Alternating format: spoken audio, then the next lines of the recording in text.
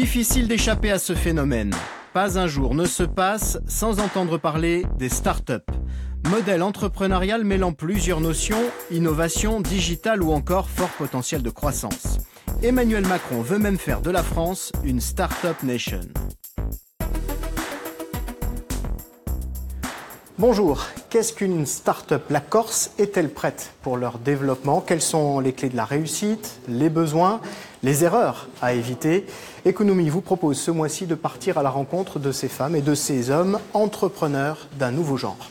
Nous sommes ici dans les locaux de Quant Music à Ajaccio. Stéphane Leca, bonjour. Vous êtes le directeur de Quant Music. Quant Music, qu'est-ce que c'est? Quant Music, c'est le moteur de recherche basé sur la musique. C'est un retour des musiciens qui travaillent avec Quant habituellement, notamment ceux de l'IRCAM, avec qui on travaille plus particulièrement, qui ont fait remonter ce besoin-là. Donc la première innovation, fondamentalement, c'est qu'il n'y a pas de moteur de recherche dédié à la musique. Alors Quant Music est rattaché à Quant. Quant, qu'est-ce que c'est et comment s'est lancé et s'est créé ce moteur de recherche et qu'est-ce qui fait sa différence? Alors Quant, c'est un moteur de recherche qui est par définition l'anti-modèle d'un autre grand moteur de recherche que je nommerai pas, parce que nous, on a une ADN, on a une éthique, c'est qu'on respecte la vie privée de nos utilisateurs. Donc Quant, c'est le petit moteur de recherche européen qui grandit, qui grandit. Le petit moteur de recherche qui est sur les traces du géant, je vais le citer, Google. Le but du jeu, c'est quoi? Le but du jeu, c'est de proposer une autre alternative en matière de recherche. Lorsqu'on fait des recherches sur Internet, on est traqué. Les requêtes potentiellement peuvent être vendues, commercialisées. Nous, ce qu'on veut, c'est proposer une autre alternative. C'est dire, lorsque vous faites des recherches sur le net, il est possible qu'on ne traque pas vos données, qu'on ne les revende pas. Voilà. En quoi est-ce que Quant Music sont des start-up? Alors, je ne sais plus si maintenant Quant, parce qu'on est pratiquement 200, on a beaucoup de collaborateurs, on a beaucoup de bureaux. Je ne sais pas si Quant est toujours considéré comme une start-up. Mais en quoi l'avez-vous été? Parce qu'à un moment, on était une petite dizaine et qu'on a pensé qu'on avait une idée qui était innovante. On était à la recherche de capitaux, on a essayé de grandir, on a essayé de vendre et de produire, en tout cas, cette idée-là. Elle a marché, puisqu'on a fait de grosses levées de fonds, qu'on a plusieurs soutiens. Maintenant, on duplique le modèle et on l'applique à Quant Music. Quant Music est vraiment une start-up, il n'y a qu'à voir d'un point de vue physique déjà ce qu'on fait, et puis on n'est pas encore en production. On va essayer d'être en production et de présenter Quant Music au mois de juin au Midem, là où Quant Music est né il y a 2 ans, à Cannes. Les premiers tests et réactions des professionnels à Quant Music sont donc attendus lors du Midem, le marché international du disque et de la musique de Cannes, en juin prochain. Ce projet, comme d'autres, suscite beaucoup de curiosité. Avant de voir d'autres exemples, quelle est l'origine du mot start-up? Qu'est-ce que cela signifie? Décodage avec Dominique Spinoz qui nous plonge dans l'univers technologique et innovant de Tron. Dans Startup, il y a l'idée de démarrage, start, et l'idée de forte croissance, up. Une startup est une organisation temporaire à la recherche d'un business model industrialisable et permettant une croissance exponentielle. Quelle différence avec une entreprise traditionnelle? Si ce n'est le statut juridique, une start-up se différencie en bien des points d'une entreprise classique. On est face à 2 types de structures qui ne fonctionnent pas pareil, qui n'ont pas la même dynamique, ni même les mêmes objectifs.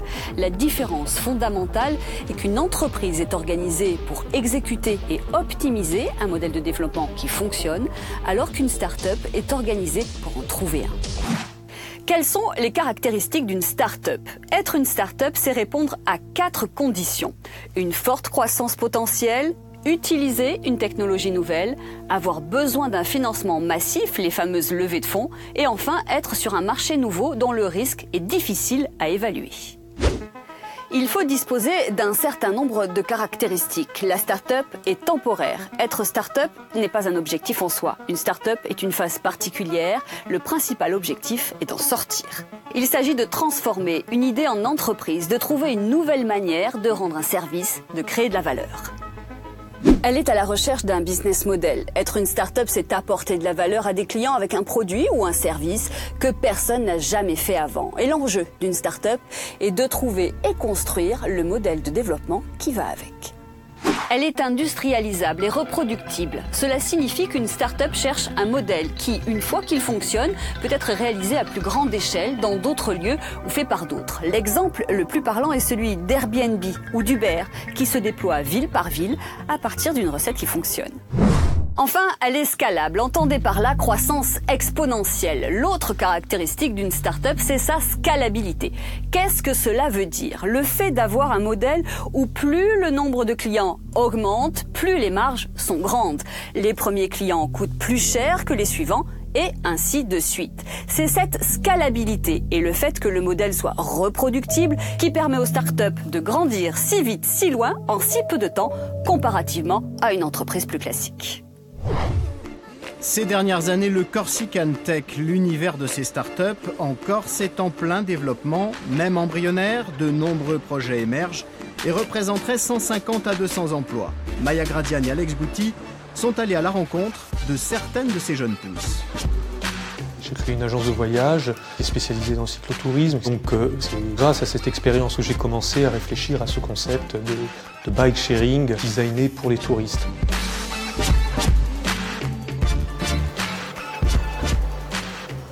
Sébastien Rognogne a fondé Happy Bike à Ajaccio. Le concept, des vélos électriques connectés. L'utilisateur n'a qu'à installer l'application, créer son compte. Et là, vous allez arriver sur une carte. Par exemple, vous allez zoomer sur les endroits où est-ce qu'il y a des vélos. Par exemple, station Ajaccio, vélo La Pinède, vous n'avez pas de vélo disponible. Si vous faites Unlock pour déverrouiller votre cadenas, il va vous demander de rentrer votre système de paiement. En un clic, il loue son vélo. Le smartphone sert de clé pour le cadenas et se transforme au besoin en guide touristique puisqu'on peut télécharger des circuits découvertes. Mais il a aussi une fonction de gardien de bicyclette. Vous avez un état des lieux au moment où vous prenez le vélo, donc un état des lieux qui est assez rapide, mais qui vous permet quand même de faire une vérification des points cruciaux du vélo, et un état des lieux à la sortie du vélo avec une photo obligatoire qui permet aussi, qui engage, c'est-à-dire l'utilisateur finalement, puisqu'il y a une caution qui est déposée, à prendre cette photo et à montrer qu'il a rendu ce vélo en bon état. Sécuriser les 150 vélos de sa flotte, c'est essentiel pour la start-up ajaxienne. Car chaque année, en fin de saison, les deux roues sont reconditionnés et revendus. Prix 1 800 €, soit 30% de moins que le prix du neuf. Leur cœur d'activité, c'est la location aux touristes, mais le modèle économique de l'entreprise repose sur d'autres piliers. On a un atelier qui va fonctionner à l'année puisqu'on va démarrer maintenant. Et il y aura une partie boutique également qui nous permettra aussi de travailler en dehors de la saison touristique et de proposer des vélos à la vente, en location et en réparation aussi tout au long de l'année. L'année dernière, la start-up avait déployé ses ruches, le petit nom qu'elle donne à ses stations de location, dans 9 villes de Corse. L'été prochain, elle se recentrera sur la région ajaxienne et les calanques de Piane. Autre changement, les vélos pourront désormais se louer à la demi-heure. Le but, développer un service de mobilité, mais toujours connecté. Aujourd'hui, l'entreprise emploie 3 salariés en CDI et travaille avec 2 développeurs en freelance. Pour lancer son activité, Happy Bike a reçu 200 000 € de BPI France, la banque publique d'investissement qui soutient les entreprises numériques. 150 000 € de FEMUGUI, le fonds d'investissement de proximité corse, et des fonds d'investisseurs privés convaincus par le concept. Ce qui interpelle, c'est qu'on est les premiers à se positionner de cette manière-là sur ce marché. C'est-à-dire, jusqu'à présent, les bike sharing, la question du bike sharing, c'est desservir la mobilité quotidienne. C'est prendre un vélo pour se rendre d'un point A à un point B, et peu importe la qualité du vélo et peu importe l'expérience qu'on en a. Là, on est sur une notion qui est complètement différente. C'est-à-dire, à partir du moment où vous montez sur ce vélo, vous rentrez dans une expérience connectée. Une expérience que Sébastien Rognogne veut exporter dans d'autres zones touristiques à l'étranger. Où ça, il n'a pas voulu nous le dire, mais ce qui est sûr, c'est que cette fois, il ne s'y rendra pas en vélo. Dans le local d'à côté, le secret, on le cultive et on le protège.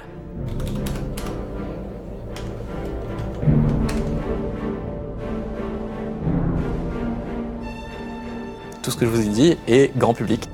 Évidemment, il y a beaucoup d'autres choses qui sont extrêmement confidentielles.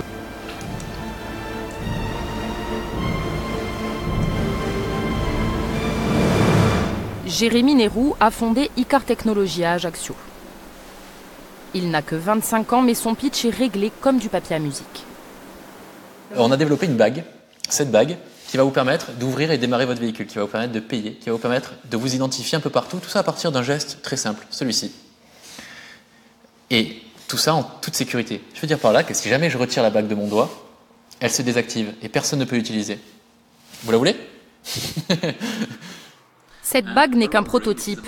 Pour l'instant, Icar Technologies ne souhaite pas dévoiler le design de ces anneaux connectés.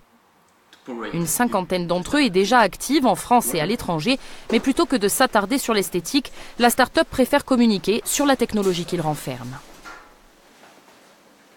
On a 8 phases de test en cours et il va y avoir 2 phases de médiatisation. Donc une première qui va se passer sur Ajaccio, où on fait venir 50 gros influenceurs qui vont utiliser la bague pour plein de choses. Et la seconde, ça va être la Coupe du Monde. Plus gros challenge. Et là, voilà, c'est pas nous qui gérons tout, on va dire qu'on est juste prestataire, on fournit 1000 bagues. Des anneaux qui seront réservés aux VIP du mondial de football qui se tiendra en Russie. Pour l'instant, la start-up ne produit que 5 bagues par mois. En juin, elle prévoit d'augmenter sa production à 10 000, objectif passer à 50 000 bagues mensuelles en septembre. Des projets ambitieux qui plaisent aux investisseurs. Jérémy Néroux et son associé ont déjà levé plus de 2,5 millions d'euros et ils ne comptent pas s'arrêter là. On nous a fait déjà pas mal de propositions de rachat, 7 ou 8 exactement, de grands groupes français ou même belges qu'on a refusés. On continue à porter notre idée, à la pousser autant qu'on peut. Au fur et à mesure, on voit émerger des concurrents aussi. Ça, c'est très intéressant parce qu'au plus on a de concurrents, au plus ça veut dire qu'il y a un marché. La start-up a déjà déposé 14 brevets pour protéger ses innovations. Certains d'entre eux sont top secrets, d'autres pourront être commercialisés, comme cette application qui permet de mesurer le tour de doigt à partir d'un smartphone. Les geeks d'Icar ont une imagination débordante, mais le risque c'est de s'éparpiller, alors il a fallu faire un choix. Le marché qui est le plus mature et qui ne nécessite pas d'installation particulière, c'est justement le paiement. C'est le premier sur lequel on se lance. Donc c'est toute une stratégie où on va attaquer les marchés successivement. Et pour le paiement, il vous suffit d'avoir votre application qui gère tout ce que la bague intègre. Vous allez dans Ma Bague ici et vous avez votre système de paiement. Donc à partir de cette interface, vous pouvez ce qu'on appelle tokeniser, c'est-à-dire insérer votre carte bancaire dans votre bague très simplement. D'autres fonctions sont en cours de test et de développement, comme l'identification du porteur de l'anneau en essai à la poste ou des programmes confidentiels liés à l'armement. Jérémy Néroux et ses équipes poursuivent le même rêve, élargir la communauté au grand public. Ce phénomène start-up en pleine accélération a débuté sur l'île dès le début des années 2000. Sébastien Simogne et ses associés ont été des pionniers en la matière. On le retrouve dans les locaux de Campusplex à Ajaccio, un lieu connecté chaque jour au monde entier. Avant de nous livrer son regard sur le bouillonnement actuel, retour sur leur parcours et la création de leur entreprise. On a commencé en 2001 dans une cave pas très loin d'ici. On a créé un système de gestion de contenu avec un idéal qui a été de créer un système qui permettrait de déconcentrer la presse. Donc ça a été un chemin assez long parce qu'on a commencé au moment de la première crise Internet en 2001. Et donc il a fallu qu'on arrive à créer une entreprise viable et rentable sans financement, sans fonds particuliers. Et en 2009, on a créé ici, c'est un des premiers espaces de coworking en France, où on s'est réunis avec 3 startups et on a créé une espèce de studio startup où à ce moment-là, on a développé un second produit qui est notre produit phare actuellement, qui s'appelle Good Barber, qui est un apps builder. Donc c'est un système qui vous permet de créer des applications pour smartphone sans code informatique. C'est-à-dire que chacun, que je sois un professionnel ou un particulier, à partir de Good Barber, je peux créer une application ou un site internet. Exactement, une application ou un site internet. Et dans le domaine des applications, on est le deuxième mondial. Et Good Barber, c'est une quarantaine de personnes, dont une trentaine sont localisées ici à Ajaccio. C'est 80% de son chiffre à l'export. Le chiffre d'affaires, il est environ autour de 4 millions d'euros. Et on a 2 autres localisations, une à Lisbonne où il y a 7 personnes et une à New York où il y a 3 personnes. Aujourd'hui, vous avez justement ce recul. En 2001, il n'y avait peut-être pas autant de dispositifs d'aide, d'accompagnement pour justement des développeurs comme vous. Quel regard vous portez sur ce phénomène start-up ? Déjà, il faut le replacer dans un mouvement européen, voire mondial, qui est un mouvement qui est une résilience de la crise de 2008, où on voit des pays comme notamment le Portugal qui est en pointe dans le domaine des startups parce qu'il y a eu un désastre économique en 2008. Donc la Corse n'échappe pas à ce mouvement et c'est une bonne chose. Je vois aussi un basculement. Je dirais, il y avait des projets en 2012 de start-up, on en avait ici, où ils ont eu énormément de difficultés à se financer. Et depuis 2015, je ne sais pas si c'est lié à l'accommodation monétaire des banques centrales, il y a plus de moyens pour les start-up. Et on voit que ça s'est accéléré. Les startups trouvent plus facilement de quoi se financer leurs projets, tant du côté public que du côté privé. Aujourd'hui, est-ce que la Corse est prête justement pour favoriser le développement de ce type de projet entrepreneurial ? La Corse, je pense que c'est souhaitable qu'il y ait ce développement. Il n'y a pas suffisamment de gens formés en culture scientifique et technologique. Alors c'est une pénurie qui est mondiale et occidentale, on dira. On aurait besoin de quoi, par exemple ? Je pense qu'on a besoin de beaucoup plus d'ingénieurs, notamment en informatique, mais aussi peut-être en robotique. Un autre aspect aussi que j'ai souvent souligné, c'est l'enclavement de la Corse. C'est-à-dire que à un moment donné, quand vous êtes dans un hub européen comme Barcelone ou comme Lisbonne, vous avez accès à une offre de transport aérien qui vous permet d'être partout en Europe pour 50 €. Et le fait que la Corse soit enclavée avec quasiment un monopole de destination sur certaines villes françaises et un coût très important, ça rend moins attractif des entreprises en Corse qui ont pourtant une vocation internationale et c'est difficile d'aller recruter des ingénieurs en Italie, en Espagne, en Allemagne, parce que on n'est pas connecté au réseau, quoi. Aujourd'hui, ce phénomène start-up parfois est un petit peu critiqué avec ce risque de bulle spéculative. Vous redoutez à un moment donné un écroulement, vous voyez certaines dérives et quoi qu'il arrive, vous pensez qu'il faut quand même que l'on encourage davantage encore ce système entrepreneurial ? Alors, moi, je pense qu'on en a parlé, c'était l'Arlésienne. Pendant des années, on nous a expliqué, je pense qu'à partir de la fin des années 90, qu'il y avait un modèle de développement en Corse, notamment autour de l'économie de l'intelligence et du digital. Là, maintenant, ça commence. Oui, probablement que c'est pas fait dans l'ordre, probablement qu'il y a des excès. Après, si on vous a un parallèle dans les années 60, où en Corse, on a développé de manière intensive l'agriculture sur la plaine orientale, il en est quand même sorti dans les années 80 des Antoine Arène qui ont créé avec d'autres vignerons un secteur d'activité fort et de qualité, quoi. Donc, on peut se dire qu'il y a du positif, même si c'est un peu désordonné, quoi. Parmi tous les projets en cours, voilà une start-up présentée souvent comme étant l'une des plus prometteuses de Corse. Son marché, vos téléphones portables. Son nom, Volpi. À sa tête, deux Bastiais que Maya Gradiani et Alex Bouty ont suivis tout au long d'une journée. Notre projet, on l'a pensé depuis son origine avec une ambition internationale.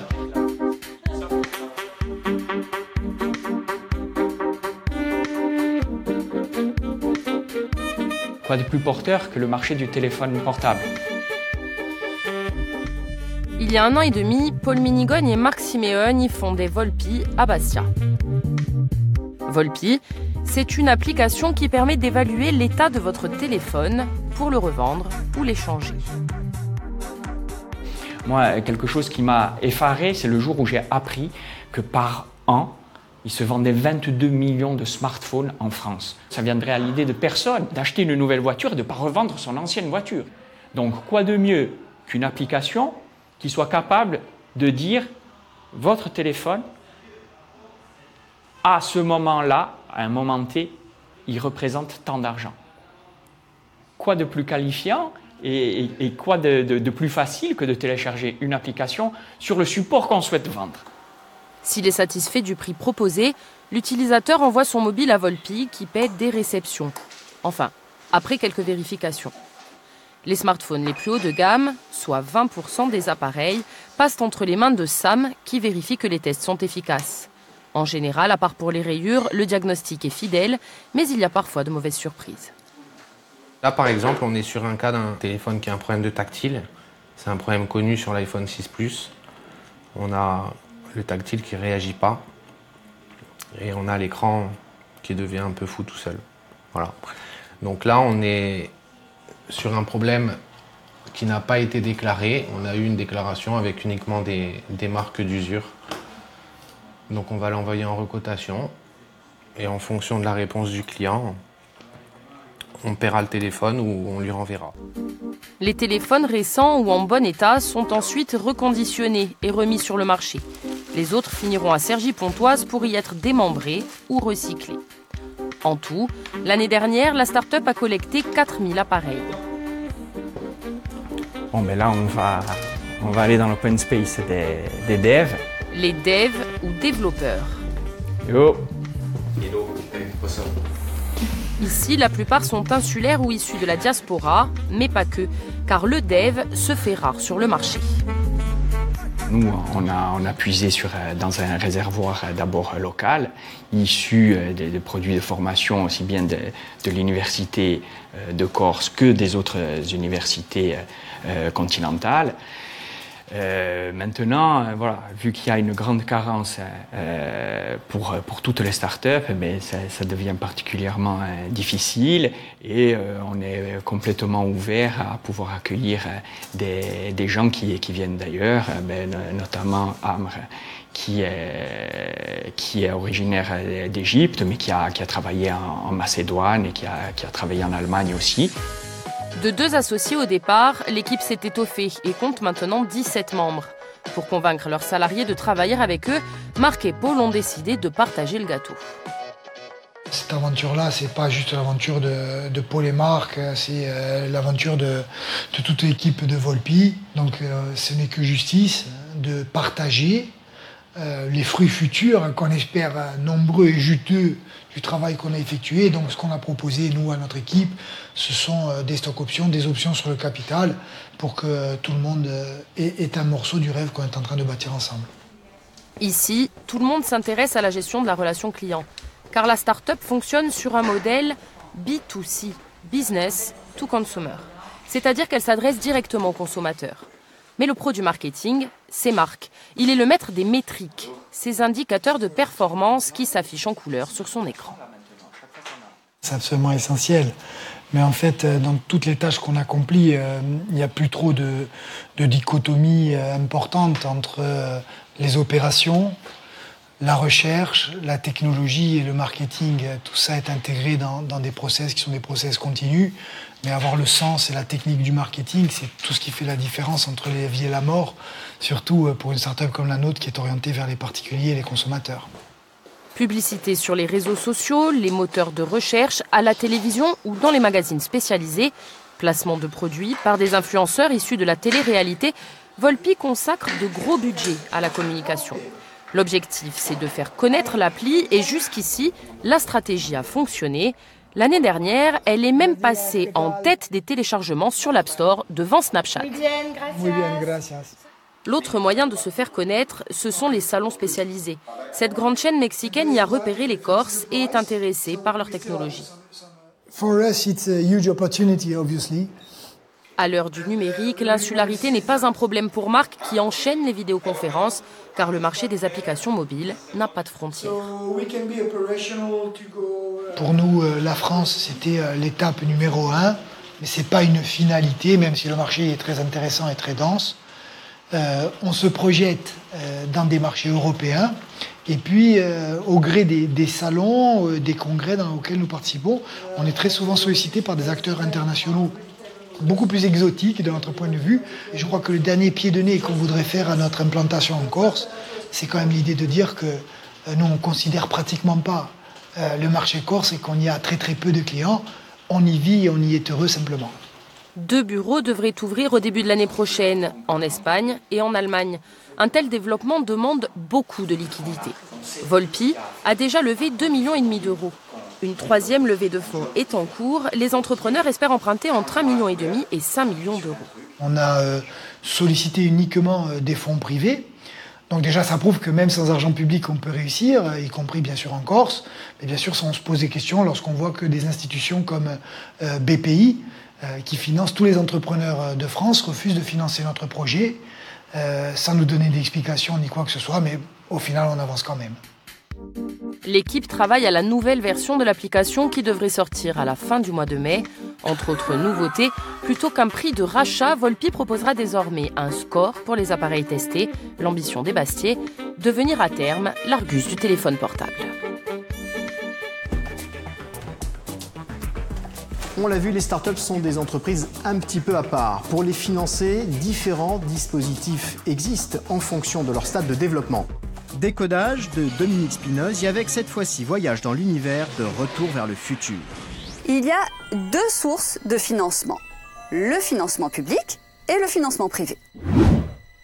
Concernant le financement public, le premier financeur est Pôle emploi. Les indemnités chômage vont permettre aux cadres d'être rémunérés pendant au moins 18 mois après le départ de leur ancienne entreprise.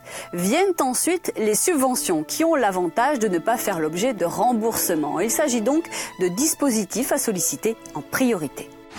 Les sources de financement public peuvent se situer à 4 échelons géographiques, national, régional, départemental ou encore municipal. Il existe d'importants programmes de subventions gérés au niveau des régions ou des chambres de commerce, permettant par exemple d'obtenir jusqu'à 250 000 € sur 3 ans pour financer notamment la création d'emplois. Dans la catégorie prêts et avances remboursables, la BPI, Banque publique d'investissement, joue un rôle essentiel. Elle propose aux entreprises innovantes des avances remboursables en cas de succès ou des prêts à taux zéro pouvant aller jusqu'à 600 000 €, permettant de financer jusqu'à 40% d'un programme d'innovation sur 3 ans. Les prêts participatifs de la BPI permettent de renforcer les fonds propres sans diluer les fondateurs, dont l'objet est de sécuriser l'entreprise dans une période de levée de fonds privés. Le statut de jeune entreprise innovante, le crédit impôt recherche et le crédit impôt innovation permettent de réduire les coûts de recherche et développement, les charges sociales et l'impôt sur les sociétés. Le statut de jeune entreprise innovante s'obtient par une simple demande auprès de l'administration fiscale. Deuxième source de financement, le financement privé. Il est constitué des prêts bancaires et de l'apport en capital. Le prêt à la création d'entreprises s'obtient auprès des banques et est garanti par la BPI. Certaines banques peuvent proposer des prêts sans caution personnelle, pouvant monter jusqu'à 100 000 €. L'apport en capital se fera d'abord au moment de la création de l'entreprise, avec les apports personnels des créateurs. Des levées de fonds consécutives et successives peuvent s'envisager par la suite. Ces levées de fonds auront un effet dilutif sur la part de capital dont disposent les fondateurs. Le pourcentage des parts de la société détenues par les fondateurs diminuera. Les acteurs pouvant participer à ces levées de fonds sont les business angels, les family office, les plateformes de crowdfunding permettant d'organiser un tour de table avec plusieurs dizaines de personnes physiques et enfin les fonds d'investissement. Qu'est-ce qu'un fonds d'investissement et notamment le FIP, Fonds d'investissement de proximité? Le fonds d'investissement est un organisme dont le rôle est de réunir l'épargne apportée par un grand nombre d'épargnants afin de l'investir en bourse ou ailleurs selon une stratégie déterminée. Les fameux FIP sont au nombre de 6 en Corse. Il s'agit d'un fonds dont au minimum 70% des investissements doit concerner les PME situées dans les 4 régions limitrophes de la région de l'investisseur.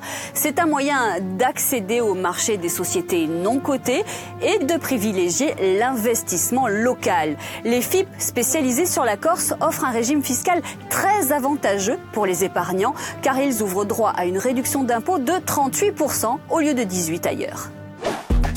De quelques milliers d'euros à plusieurs millions d'euros, les levées de fonds sont souvent évoquées lorsque l'on parle des startups.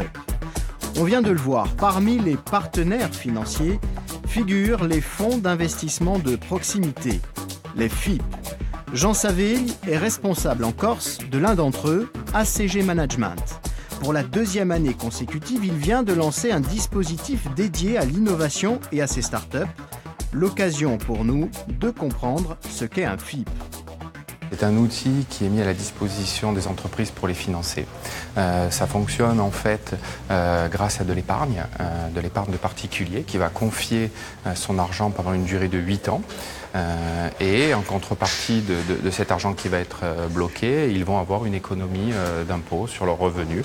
Et à ce moment-là, nous collectons cet argent et nous devons l'investir au capital de société pour les aider à se développer. Les FIP Corse ont une particularité par rapport aux autres fonds d'investissement de proximité.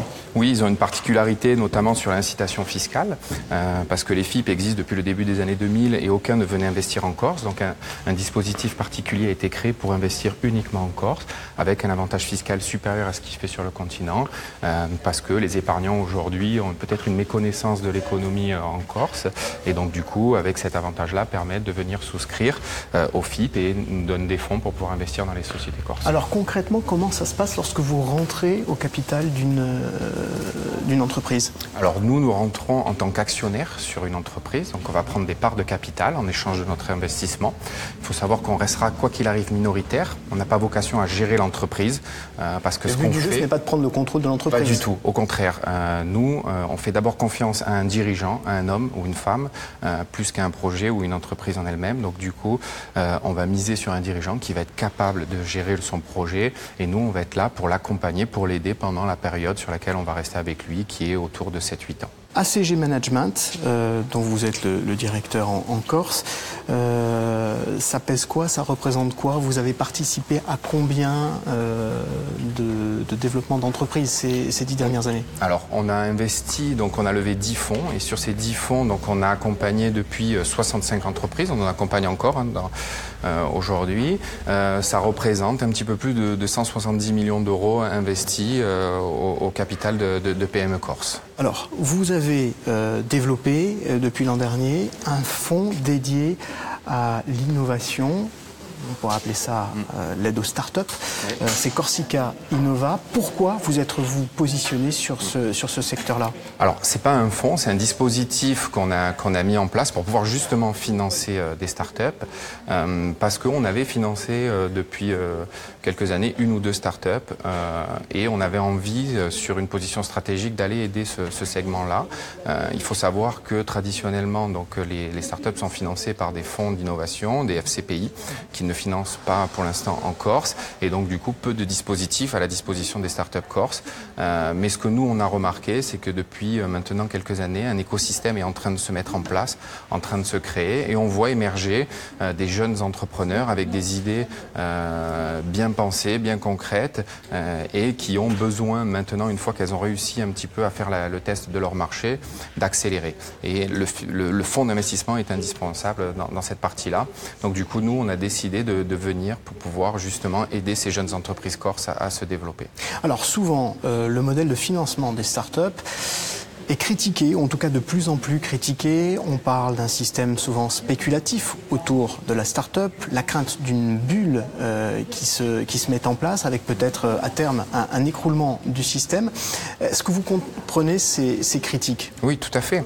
Nous aujourd'hui, c'est pour ça qu'on essaye d'être vraiment regardant. Ce qu'il faut voir, c'est que dans une start-up, c'est vrai qu'on est sur une valorisation d'entreprise qui est souvent virtuelle, qui est liée à un potentiel, à des débouchés futurs de ce qui est en train d'être créé par l'entreprise. Et il est difficile aujourd'hui, par des indicateurs concrets, de juger la rentabilité ou la performance d'une start-up parce qu'il y a peu ou pas de chiffre d'affaires. On est vraiment sur du développement, il peut y avoir des brevets à l'intérieur. Et souvent, ce qui va quantifier un petit peu la valeur de l'entreprise, ça va être la levée de fonds. Et donc, en gros, plus on lève et plus on a l'impression que on a la plus belle start-up, qu'on est les meilleurs. On peut lever jusqu'à quand? Parce qu'on a le sentiment que même si des pertes sont enregistrées sur une année, 2 années, 3 années, on peut continuer de lever des fonds. J'ai envie de vous dire, quelle est la limite? Jusqu'à quand on peut lever des fonds? Alors en fait, la limite alors vraiment... Alors qu'il n'y a pas d'éléments tangibles. C'est ça, tout à fait. Donc en fait, ce qu'il faut regarder, c'est quand est-ce que l'entreprise peut avoir un point d'équilibre. C'est-à-dire quand est-ce que ses revenus pourront couvrir ses dépenses. Et c'est ça que nous, aujourd'hui, on cherche à regarder. Et c'est très important aussi pour les jeunes entrepreneurs, c'est d'aller regarder la rentabilité de leur entreprise. Et qu'ils ne sont plus dans une gestion de projet. Quand ils créent l'idée et quand ils cherchent des fonds, ils sont des chefs d'entreprise avec des charges comme d'autres entreprises. Et à un moment donné, il va falloir qu'ils aient une certaine rentabilité. Et tant qu'on arrive à voir ce point d'équilibre de façon plus ou moins tangible, à ce moment-là, l'entreprise a une certaine valeur et peut continuer à lever des fonds. Les réussites fulgurantes de certains, et en particulier les fameuses licornes qui connaissent des valorisations à plus de 1 milliard de dollars, font forcément rêver. Des défis permettent de mieux comprendre ce fonctionnement des startups. Il y a quelques jours, s'est tenu un challenge de l'innovation à l'Université de Corse. Une centaine d'étudiants d'horizons différents se sont retrouvés pendant 3 jours pour apprendre et découvrir cet univers. Initiation avec Maya Gradiagne et Alex Goutti. Mesdames, Messieurs, le grand gagnant de ce challenge innovation, sous les applaudissements, Apagri.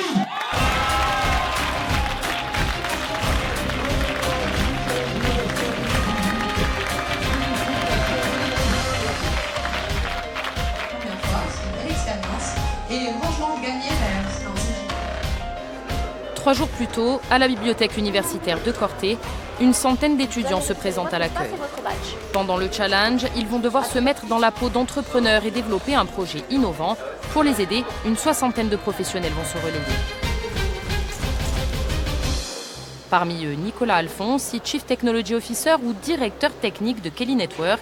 C'est le 3e leader mondial des chaînes de vidéos virales sur Internet. Le temps du challenge, ce Cortenay sera mentor, c'est-à-dire qu'il accompagnera et conseillera toutes les équipes. En tout, il y en a 25, formés autour d'un porteur de projet, c'est-à-dire de l'étudiant qui a proposé l'idée. Premier tour de table, liste à la main et une question à la bouche. Je voulais savoir déjà si c'était juste pour le devoir ou si c'était, ou s'il y avait un vrai projet de société derrière. Le mentor aidera tout le monde, mais il s'investira d'autant plus pour ceux qui veulent créer leur boîte. Une bonne idée, ça ne suffit pas. Il faut une bonne équipe, une bonne motivation, il faut avoir envie de le faire. Et c'est comme avoir un enfant, une société.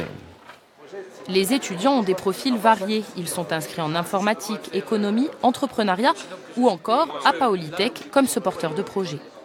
Son idée, le Smart Block, un bloc intelligent équipé de panneaux photovoltaïques, d'une éolienne et de batteries pour fournir de l'électricité dans les pays sous-développés. Ça plaît beaucoup au mentor, mais il y a un hic. Il n'a pas pensé au financement. Parce que décemment, tu ne peux pas faire payer l'utilisateur. Concrètement pas, ouais. Pour que le projet soit viable, pas le choix, il leur faut trouver un mode de financement. Le coach leur fait une proposition. Toutes les grosses sociétés, elles ont un budget, comme elles ont un budget sponsoring, elles ont un budget, tu prends Nike, ils dépensent des millions juste pour dire on est Nike. Donc vous, plutôt que de financer des mecs qui tapent dans un ballon, on peut financer de l'électricité là où il n'y en a pas et là où il y en a besoin. L'équipe se remet en question.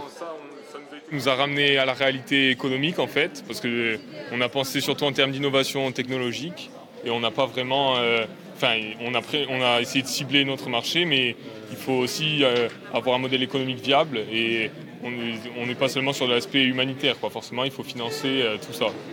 Autre table, autre idée. Vous les reconnaissez ? Ils ne le savent pas encore, mais c'est eux qui vont gagner le challenge. Leur idée, un drone connecté équipé de sondes pour analyser les sols agricoles. Cette fois-ci, pour le mentor, pas de doute, le marché existe et il est important. Aujourd'hui, le marché agroalimentaire, c'est un des plus gros marchés de la planète. Tu vois, donc, c'est, les plus grosses boîtes du monde, elles sont soit dans le pétrole, soit dans l'agroalimentaire. Donc, il y a un marché. Dans la salle des coachs, on fait le point. Certaines idées se détachent des autres, mais l'important c'est que les équipes avancent et scénarisent leurs projets. Le lendemain, elles devront les présenter. La mission des étudiants au 2e jour du challenge, théâtraliser, c'est-à-dire présenter leur projet en quelques minutes à peine en jouant des scénettes. La trame du scénario est presque toujours la même, exposer le problème, présenter leur solution. Le but de cet exercice, préparer leur pitch, c'est-à-dire la synthèse de leur projet entrepreneurial qu'elles devront présenter aux investisseurs potentiels. Cette équipe veut développer une application anti-accident. Oh, tu l'as vu, hein, lui, avec son appel, là. Et comment que je l'ai vu? On a fait se l'apprendre. Avant de partir, tu lances l'application, ça marche un peu comme un GPS. Et avant de rencontrer un problème, que ce soit un éboulement, un mouton ou une vache, tu lances une petite notification et du coup la vache ou le mouton, tu l'esquives sans problème. Depuis la veille, le coach a déjà vu des progrès. Il y en a beaucoup qui ont pivoté leurs idées, il y en a d'autres qui les ont bien affinées, il y en a qui n'avaient pas de business model et qui ont réussi à en trouver un en changeant 2-3 trucs. Il y a eu énormément de progrès, ouais. Mais la journée ne fait que commencer. Il faut encore établir un business plan, c'est-à-dire décrire la stratégie financière et commerciale de la start-up. À ce sujet, petite piqûre de rappel du mentor aux équipes qui veulent développer des applications mobiles. Il est impensable de se limiter à la Corse car il s'agit d'un marché mondial. C'est pas parce que tu as quelques endroits, c'est pas parce qu'à Paris il n'y a pas de divagation animale que dans le reste de la France il n'y en a pas. C'est pas vrai. Hein. C'est partout. L'autre gros chantier, c'est le prototypage. Surtout pour les équipes qui présentent une technologie innovante, car il faut la rendre compréhensible pour les investisseurs potentiels. Du côté d'Apagri, l'équipe du drone connecté pour les agriculteurs, on a déjà bien avancé. Dire que quand le drone va se poser sur un terrain agricole, les deux sons du décembre. Ou la son du décembre. Genre, pendant la présentation, on dira là il est comme ça. Pendant la présentation, je le fais descendre comme si c'était un. Voilà, exactement. Dernière étape, mais pas des moindres, rédiger le pitch et préparer le diaporama de présentation. Alors que certaines équipes ont déserté la bibliothèque, d'autres s'accrochent. Chacun sa technique pour lutter contre la fatigue. Des bonbons, c'est réconfortant. Au post-it de motivation, car les gagnants remporteront un voyage à Lisbonne en novembre pour participer au Web Summit, la grande messe internationale de l'Internet et des nouvelles technologies. Troisième et dernier jour, place au pitch. Après une session d'entraînement, les équipes présentent leur projet devant le premier jury. Le Smart Block a pris forme et le business model de l'équipe est rodé. Les marques des sponsors potentiels s'affichent même sur le mur. Autre prototype remarqué, c'est bien sûr le drone d'Apagri. Nicolas Alphonse, qui les suit depuis 3 jours, souligne une qualité supplémentaire de l'équipe. Tu as fait un bon choix de la laisser parler à ta place. C'est difficile, je sais que c'est difficile, c'est un choix payant, c'est bien. C'est le bon choix. En déléguant la présentation, le porteur de projet a privilégié la réussite de l'équipe. Il a su optimiser les compétences de chaque membre du groupe, une attitude de chef d'entreprise. Et comme le mentor l'avait prévu, la stratégie porte ses fruits. Apagri 3. Apagri 5. Apagri arrivera premier ex-aequo de son groupe et se qualifiera pour passer devant un jury de professionnels. La suite, vous la connaissez déjà.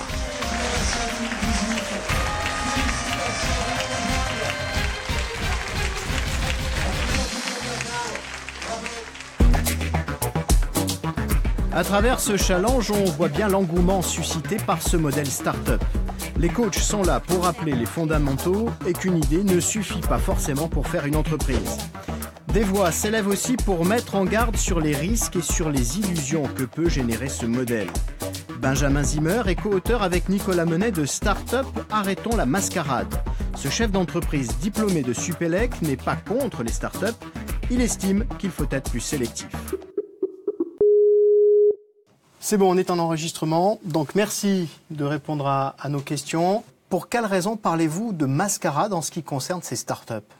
Alors pour plusieurs raisons. La première, c'est qu'aujourd'hui, on a 90% des startups qui, malheureusement, au bout de 5 ans, ne verront pas d'activité économique puisqu'elles auront arrêté leur développement.